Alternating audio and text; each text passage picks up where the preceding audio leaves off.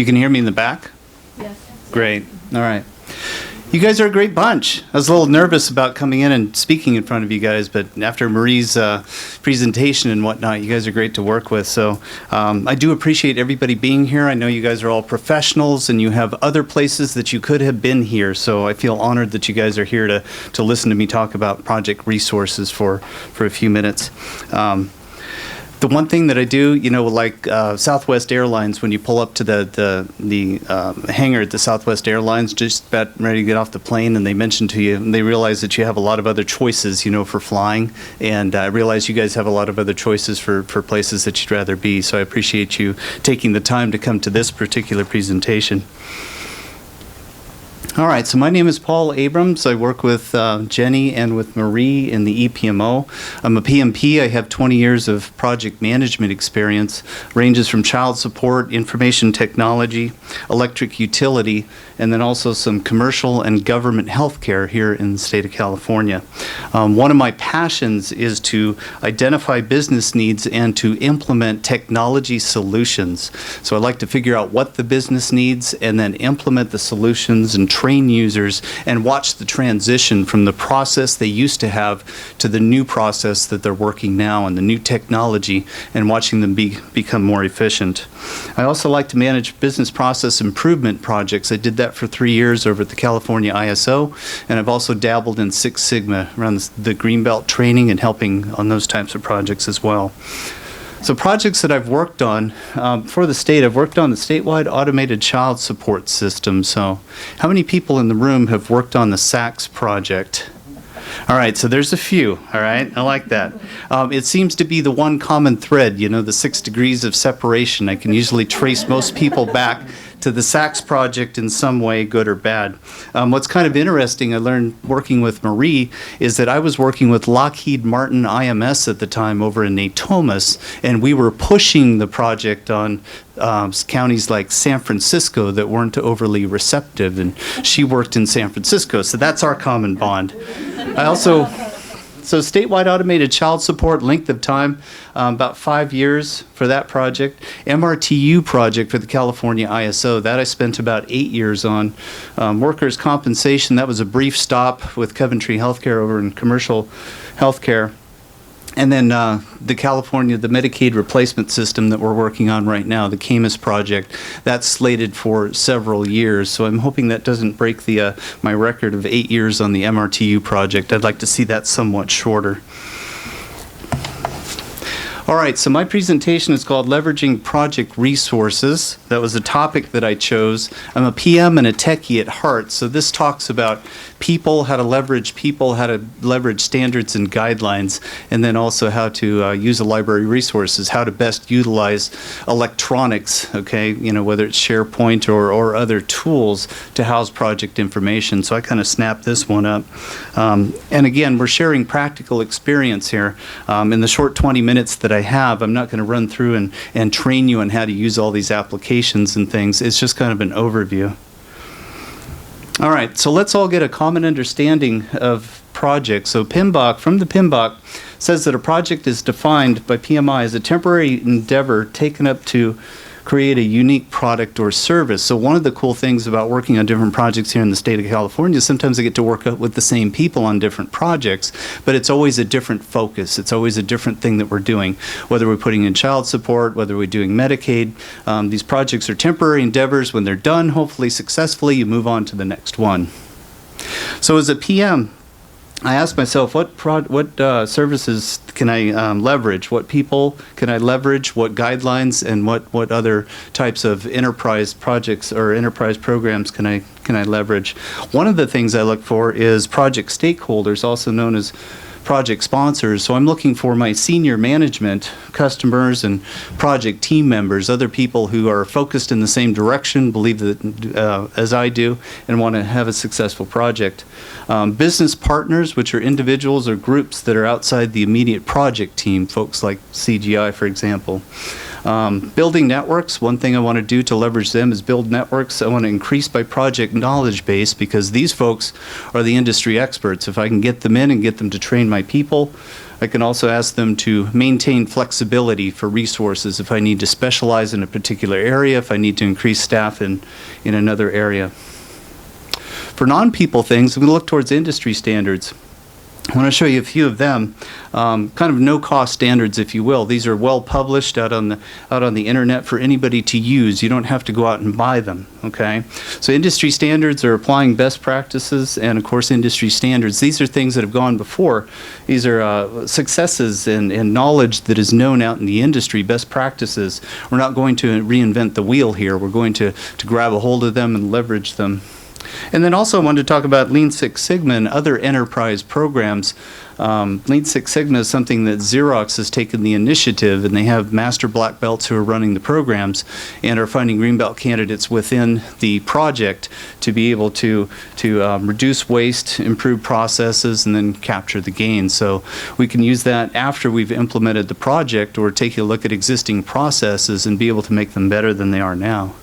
The other thing that I'll talk to you about is also library resources. I talked about the tools, so I'll show you a few of the electronic tools at the end that we use to capture a lot of this information. As Marie had mentioned, we do have a central change management repository as well. I wanted to take a look and find a graphic that would illustrate what leverage is, and I kind of like this one.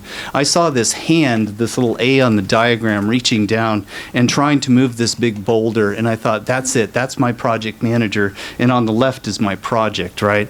Okay, so if A is the project manager, the power behind this, the definition I found that I liked the best was great or market ability to do or act, the strength, the might, the force. So the project manager is the person that has all the responsibility and none of the authority to get this project done, right? And sitting off to the left in front of him is all of that weight, the project challenges, okay?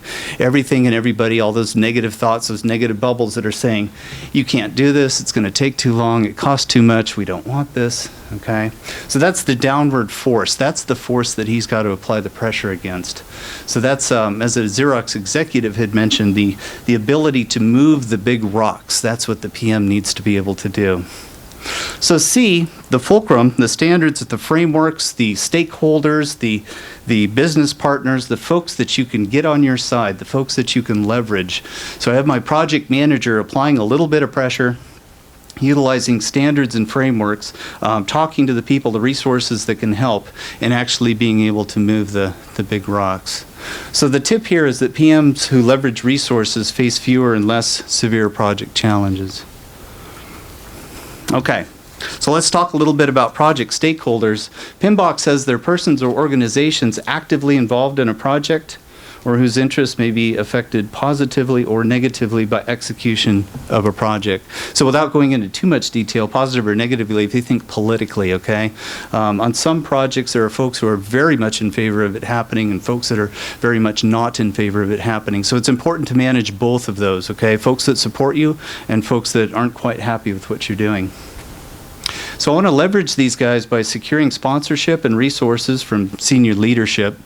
I leverage them by establishing project governance, change, and approval processes, making sure that they're involved in those decisions so that they have buy-in and, of course, decision-making, some transparency to the project, and also involvement in decision-making.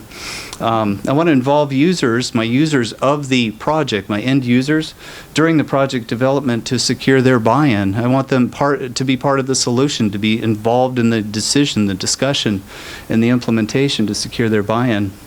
And then the other thing I want to do is prepare our staff for new processes and to leverage their skills. So these folks are going to need to learn this new process that we implement and also increase their skill level. Okay. So here's an example of stakeholder analysis. I want to document the responsibility of approvers, workers, and SMEs. How many of you have put together a RACI chart for your project, actually identified folks and their responsibilities? Okay, so this is what it is. This is a sample of one that we use on the CA-MMIS project. Again, it's role-based and it's a living document for the life of the project, right? So this morning we heard about changes. Anything longer than 2 years, there's a lot of changes on the project. project. So what I want to do, even though I capture the name, I'll also capture the organization and the role, so that if it does change 6 months from now, a different group is responsible, then I'll put them in. I'll change that out. I also identified dependencies between stakeholders and know who to contact for change requests and escalations. Okay. So now I want to talk about business partners, and partners are persons or organizations who share mutual business interests and contribute towards project success. So these are folks that we work with. We combine the the partner resources to align organizational and staffing levels. So one of the cool things about partners is they tend to be a little bit more flexible. So if I need a little bit more in the EPMO, if I need a little bit more in testing, they're a little bit more flexible to hire and bring people in, or even transfer them in from other projects relatively quickly. I also want to share some administrative, financial, and risk liabilities with them. So if you think about a fixed price project, right, and I need to get this done in 4 months, what I can do is I can ask them to give me a price and a guarantee that they will get it done in 4 months. So that transfers the risk over to them, and if they can't get it done, doesn't look like they're going to get it done, they can simply, increase resources to make sure it happens. It doesn't cost me anything as the prime. So applying technology and industry best practices, a lot of the vendors come in with that structure, with that methodology baked in. Providing training and knowledge transfer to project team members. I want them to bring in and to come in and to train my people, because they may not have competencies in certain areas, but if I could bring the vendors in to help implement and train my people on the solution, then I can grab that project knowledge and keep it in-house. And also assign specialized resources to non-core competencies. There's some things that I simply don't want to do or don't want to specialize in. I can bring in partners to help with that. Okay. So business partners on the CA-MMIS project, kind of a snapshot of some of our major folks that we work with. The prime is Xerox State Healthcare, of course, and they provide information technology services. We also leverage the folks at CGI to staff our quality management organization and to give us that function. They also augment our enterprise project management office, and they're responsible for our test planning, test support planning, and execution. And then for hardware and software, the stuff that the software actually runs on, for IBM, we depend on them for system development and operations. And I've chatted with a couple people from the state who mentioned that when I talk about subcontractors, they talked about the risk of subcontractors, because you contract with Xerox, and then you want to make sure that the subcontractors that they bring on are, good subcontractors, that they're going to deliver what they promised. So there's a risk to the state. But as the state builds relationships and gains knowledge, they can also gain skill and experience from the partners as well. Okay? All right. So the PMBOK, how many of you've heard of the PMBOK, right? There's a lot of PMs in the room, okay? So the Project Management Body of Knowledge, internationally recognized standard, okay? It's actually got an IEEE number, okay? The PMBOK itself is general in nature and provides the fundamentals of project management. So to read through the PMBOK, you can't actually manage a project without putting a little bit more detail to it. So it tells you what to do, it tells you the order to do it in. It doesn't tell you the methodology. That's something that you need to write yourself on your own project.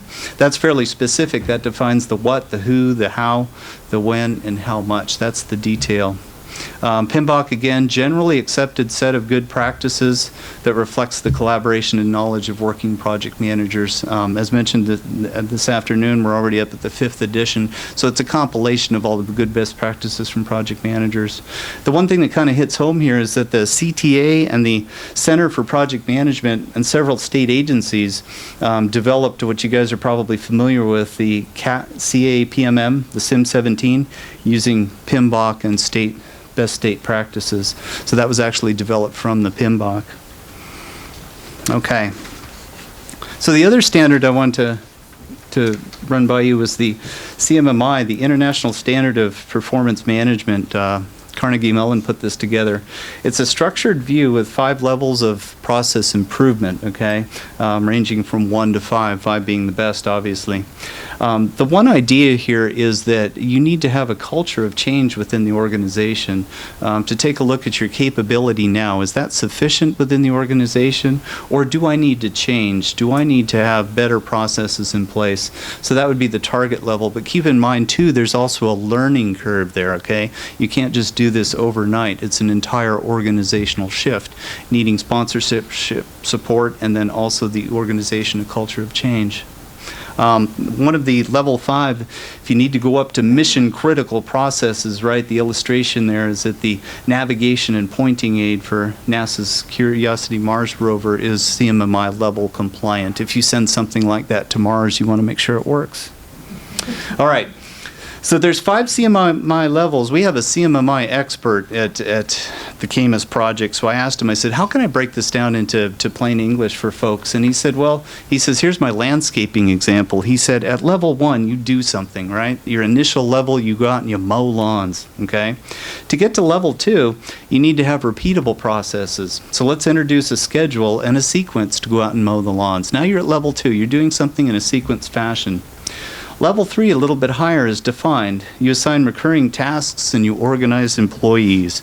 That's when you actually start implementing a little bit of business intelligence. You start thinking about what you're doing and optimizing the way you're going to do it. Level 4 is what they call quantitatively managed, and that's streamlining schedules and routes. Now you're really getting into the best use of people's time, making sure the process is absolutely as efficient as it can be. And then level 5 is optimized. That's when you get out to managing work systematically. So you're using both process optimization and continuous process improvement. Not many companies in the U.S. I think there's just a handful that even approach level 5. And again, that's mission critical stuff. Okay. One other one real quick is the IEEE. Institute of Electrical and Electronics Engineers. They're real big in telecommunications, information technology, and also power generation. The 2 that are most pertinent to us on the CA-MMIS project is the standard for software project management plans, the format, content, and processes that we need to write into the plans. That's fairly well standardized.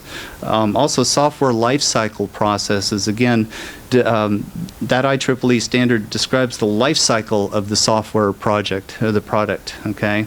And it also has suggestions, recommendation standards for facilitating communication among acquirers, suppliers, and other stakeholders.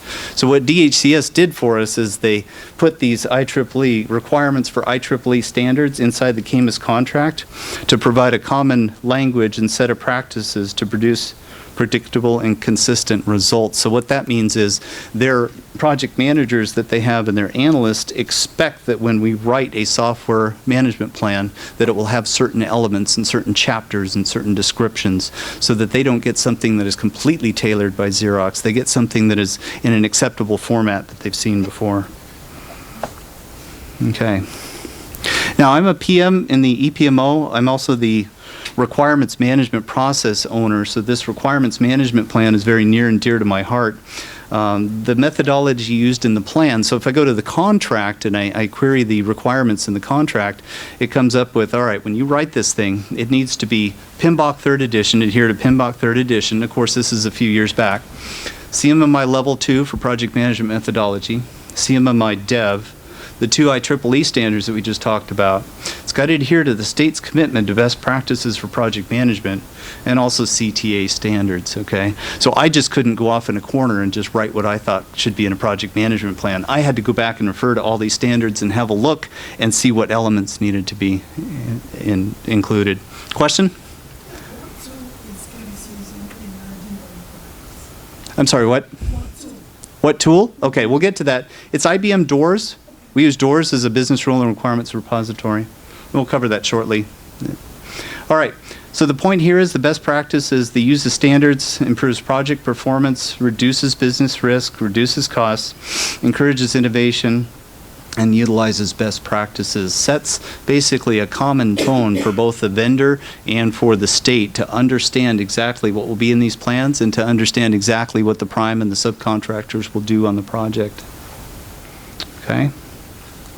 All right. So Lean Six Sigma, how many people have heard of it, have used it in their projects? All right. So Lean Six Sigma I'll introduce as an industry-wide framework for process improvement. It's been around for a while. There's two pieces to it. Lean is basically talking about preserving value with less work. What do you do now? Can you optimize what you're doing right now? And then Six Sigma is reducing errors and minimizing process variability. So back then, you know, if you were talking about pens, if you had an assembly line, you're manufacturing pens or automobiles, it'd be relevant. But you know, today it's still just as relevant. We've got a couple of projects going on now to improve the audit process and also our change process. So we can actually apply it to processes. It doesn't have to be the manufacturing of widgets. Okay. Now again, we talk about a culture of change. We need strong management leadership and support, and Xerox is pretty cool in that, like I mentioned, they have the master black belts who actually run this program. What we want to do is measure our process capability and implement improvements. How efficient are we now, and how much better can we be? What appetite do we have for getting better? Deciding on the biggest bang for the buck. One of the things here, you don't want to bite off a huge project, a multi-year project, and wait until that shows improvement. In order to get this program, this type of enterprise program rolling, you want to decide on the biggest bang for the buck and prioritize on the low-hanging fruit. So what you see that you can improve right away, and then bring back to management and say, here, this is what I've done. This is the improvement that we've made right away. All right. So again, Six Sigma, Lean Six Sigma is just one of the enterprise processes that Xerox offers. Kind of cool because it allows us to take a look at projects or processes that we have currently implemented and try to make them better. This is called the DMAIC, what I'm showing you here. There's 5 steps to it: define, measure, analyze, improve, and control. So just real quickly, it's a cyclical process, and what you do is you take a look at a bigger process that may have many areas that need improvement, and then you go in, you take a look at them, you define a problem, you measure it, you see how severe the problem is, analyze what you can do about it, and identify the root cause of the problem. And then go in and implement solutions that will improve it, okay, that will reduce your variability, reduce the number of defects, and then set up a program where you can actually control, where you can sustain the improvements. You can actually see, you know, we had 5 defects per 1,000, you know, now we're down to 3 defects per 1,000, so you actually control it. And then you go back and you look and you say, what can we improve next? What can we improve next? So it's a cyclical process, okay? All right.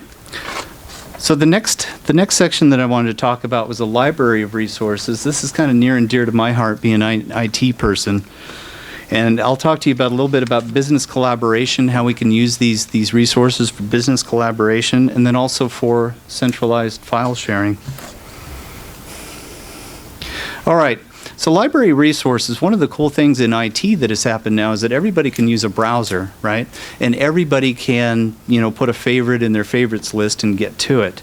So a lot of the tools that we have are accessible through the web, and in fact the CA-MMIS project itself, the system, the replacement system, has the requirement that everything is web-based. So the client needs to be able to open up a browser and get to any of the applications, all right?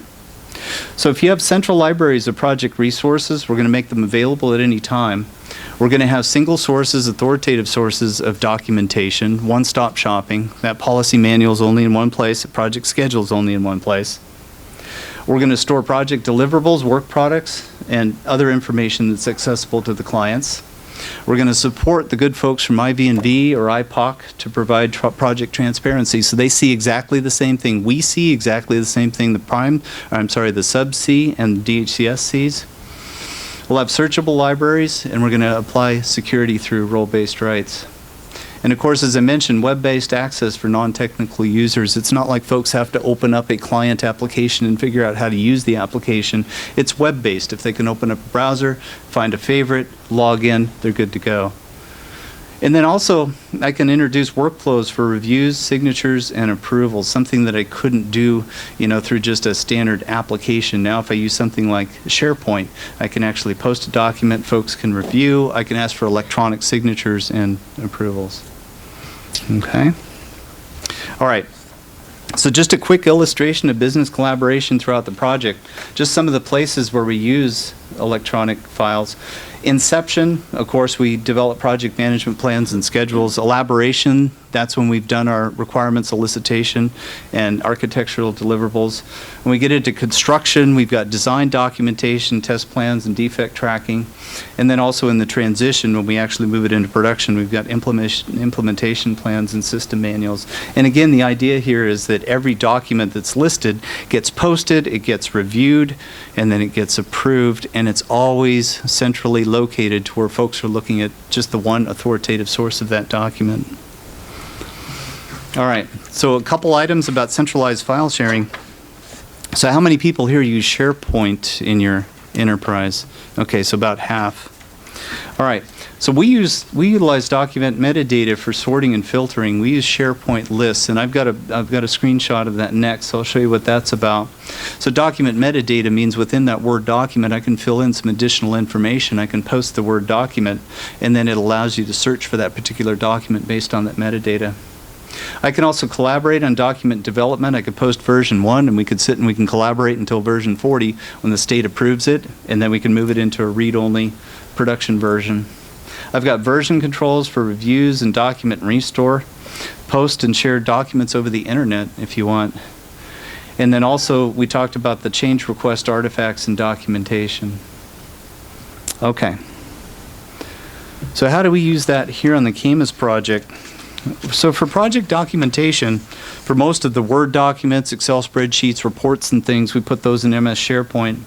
Project schedules and enterprise resource pool, who's working on what, that we store on MS Project Server. Business rules and requirements management is IBM Doors. For software testing, we use Rational Quality Manager. And then also defect management and change management would be Rational ClearQuest. So here's a screenshot of SharePoint that we use on the CA-MMIS project. So right in the middle, you know, deliverables library is a read-only place where we put the deliverables that have been approved. So it's read-only for most users except for the deliverables management team. So one-stop shopping, you come here for all of the deliverables that have been approved that are in use on the project. Well, at the top, we have an enterprise menu, so you're within MS SharePoint. Do you want to take a look at the CA-MMIS home? Do you want to go to other CA-MMIS sites? Or we have external links that you can run out to. The left-hand side, we have a site menu, which is basically all the sites within the CA-MMIS library. And then across the top here, just below that deliverables library line, we have certain attributes that you can use to sort and filter what you're looking at. And in the body, you see kind of the words and things in there, which is actually the document metadata, the stuff that is entered by users in each one of those MS Word or Excel documents to allow for searching. Okay? All right. So MS Project Server. We use that for master schedules and project schedules. We also store our enterprise-wide resource pool of project resources to know who's working on what at any given time. And that provides visibility, of course, to both us and DHCS across the entire life cycle. Doors, again, is the business rules and requirements repository. We verify that contractual commitments, contractual requirements are met with system solutions. We engage stakeholders in a collaborative requirements lifecycle process from validation all the way through satisfaction and change requests. And then we generate traceability reports to make sure that the requirements that we have are aligned with tests, that there's a satisfaction method that we can show. Rational Quality Manager is where we store our test plans, test cases, and test scripts. We support status tracking as test cases progress through execution, and then also provides a source for test execution metrics. ClearQuest does a couple things for us. It provides the data of record for change requests. We can track their status, and then we also monitor the number, reason, and type, and associated risks of changes. And the last thing that we do in ClearQuest is it provides our defect tracking. It's our defect tracking tool. Okay. All right, that's what I had. That was my presentation. Any questions? You guys track your resource utilization using this tool? Like, allocating and staff reporting? Okay, so the question was, do we track inside the tool, you're talking about MS Project Server, right? So do we track resources, what tasks they're working on, okay? You do that through the schedule, but That's correct. can you tell if the resources over allocated across the portfolio of projects? Yes, so there are some projects that there are some schedules that we have that are not effort driven. The ones that are just kind of fixed duration. So there are some that we have that say it's going to take us 20 days to do this, and it's going to be the test team that does this. So in some cases we don't track it down to that level. Now, when we get down into a billable project, okay, where we're going to bill the state for time spent on the project, that's when we get down, and that's when the poor project manager has to sit down and put in exactly the resources and the amount of hours we imagine it would take. How do you receive that information? So that information is pulled from the schedules, okay, and it's compared to. Do you want to? Project participants on that would enter their actual hours into Project Web Access or Project Server, and then a comparison is done within that tool, or it could be forwarded to Excel, of the estimated original hours and then the actual hours, which will tell you if your project was cheap or not. That's done only on the vendor side, or is that an integrated project team on both sides? For us, it's generally on the vendor side. The tool would support both if our clients needed or wanted to track their hours as well. The tool would support that. That's not how we're set up. Cool. All right. Any other questions? All right. Awesome. Again, thank you. You've been a great audience.